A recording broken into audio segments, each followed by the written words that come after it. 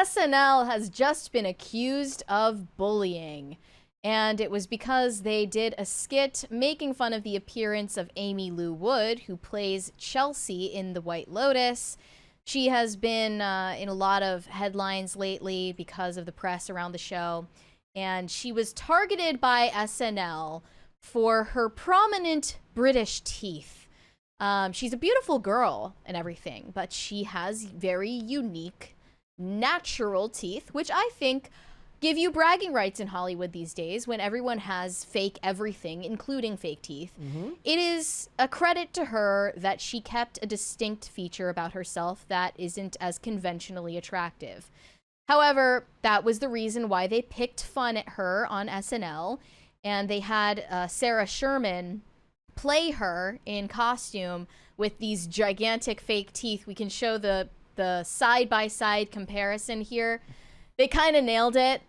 I think that in order to be show the first photo. The first photo is the real her. Okay, those are her teeth, and then the parody of her.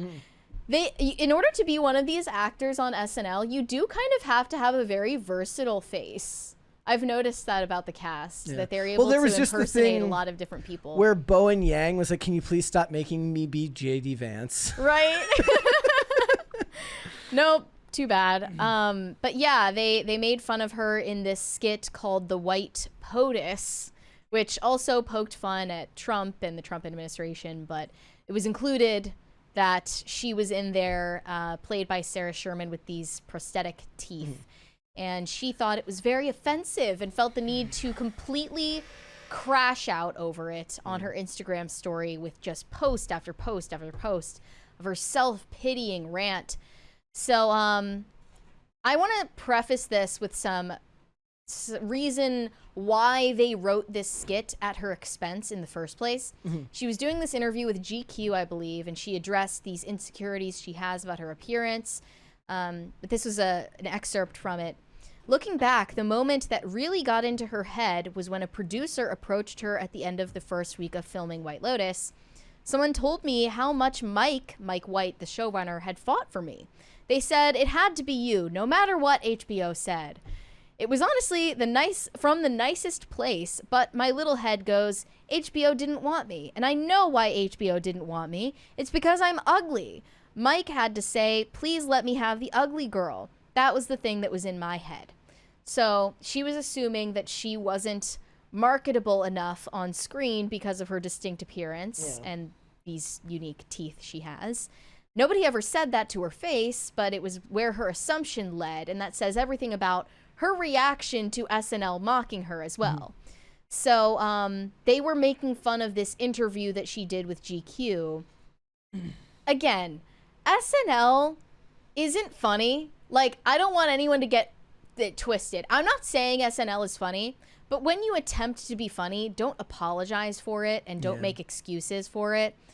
They pick out the most chronically online things for their material these days that doesn't resonate with a mainstream audience. Well, what would it their be? ratings just continue plummeting. What would it be that would resonate with a mainstream audience for them? I mean, I don't think of The White Lotus as a terminally online thing to talk about. But knowing about her interview that she did, like talking about how she's insecure about her teeth, like that in and of itself is very online. But anyway, this was from a pre-taped spoof of White Lotus in which Sarah Sherman parodied her character, Chelsea. And then this is what she expressed on her Instagram story after the fact on Sunday. She called it mean and unfunny. In this post, she said, whilst in honest mode, I did find the SNL thing mean and unfunny. XO. Felt righteous. Might delete later. X. Such a shame, because I had such a great time watching it a couple weeks ago. Yeah, take the piss for sure.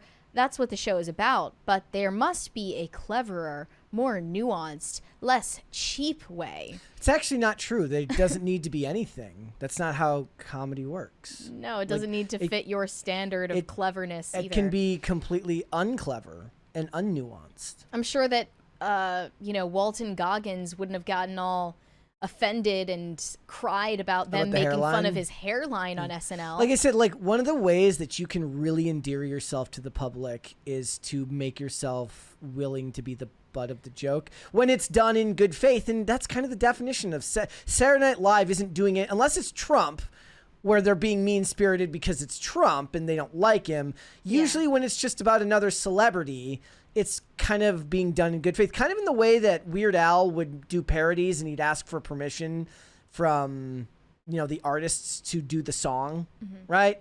Like, it's supposed to be a sign that you've made it in that industry. Well, weirdly, these days with the chronically online Gen Z audience she's courting, they are applauding her for this. Of course. So in reality, surrendering to being the butt of the joke once in a while isn't the way to get people to like you on the internet. Actually causing as much of an outrage cycle over it as possible is the way to get people on your side. So she followed this up on her Instagram saying, on a positive note, everyone is agreeing with me about it, so I'm glad I said something instead of going in on myself. And then she followed up saying, to conclude today's rant, HBO, kind and supportive and never wronged me, so leave them alone. SNL, mean. And one of her fans said, Aimee Lou Wood has been nothing but gracious, even though she didn't have to, about everyone's sudden obsession with her teeth. But this SNL skit is such a low blow and unfunny that even she had to speak up. I'm proud of you, Aimee. This is the type of response you will actually receive for not taking a joke once in a while. Is praise. People will praise you for being overly sensitive.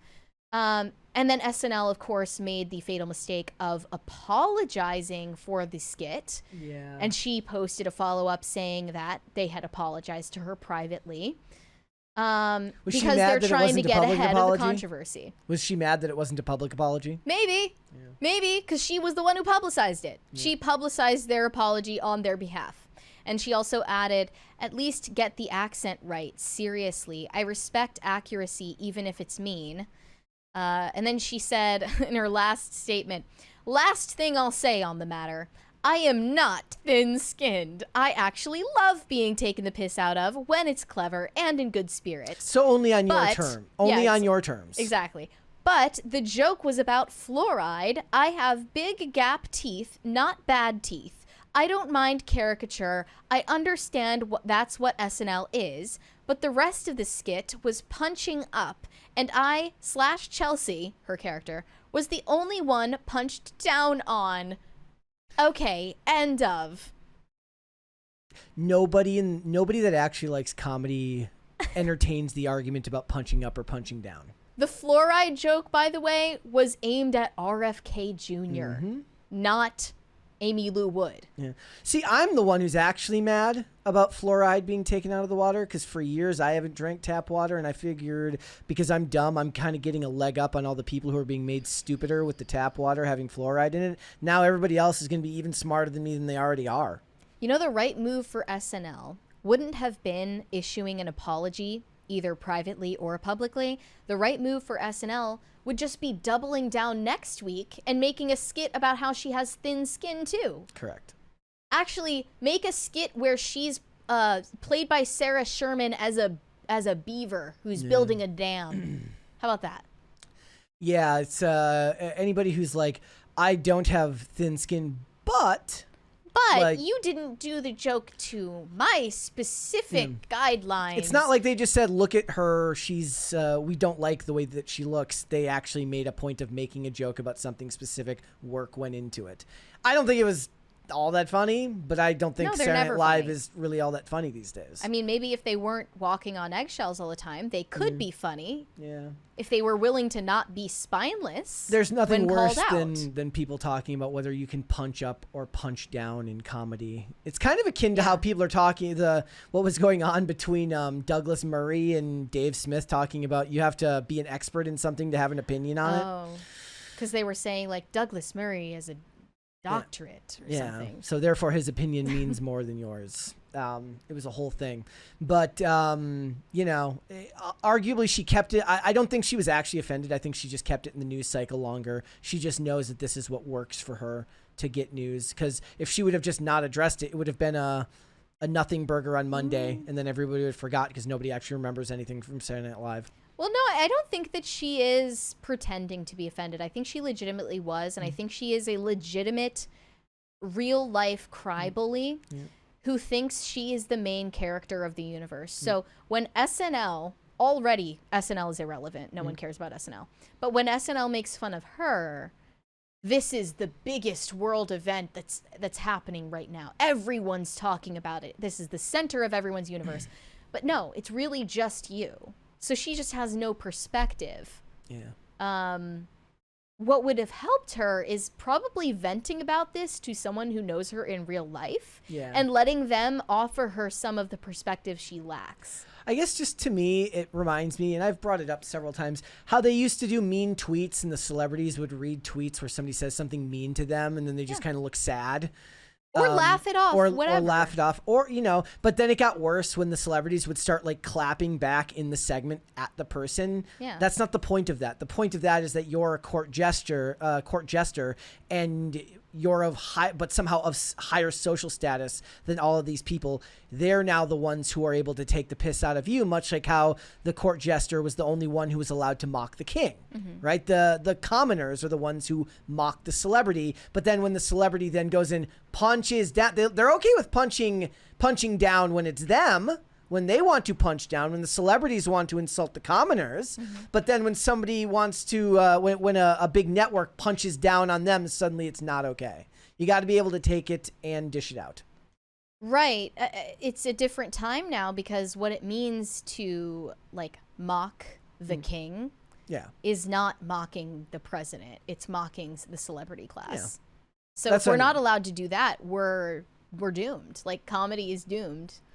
I don't know. I don't like the whole like talk about like cancel culture and like legalize comedy and blah blah blah. There's nothing overtly censorious here. It was a choice they made to back down. Yep. That's self-censorship. If they want to live that way and they want to continue seeing their ratings plummet, they will. Then fine, like be my guest. Yep, I agree. Continue failing, I guess. Like, I wasn't really rooting for SNL in the first place. Have at it. Thanks for watching. Listen to full episodes of Pop Culture Crisis on Spotify. Keep up with us on social media and make sure you subscribe and ring that bell so you never miss the show. Bye, guys.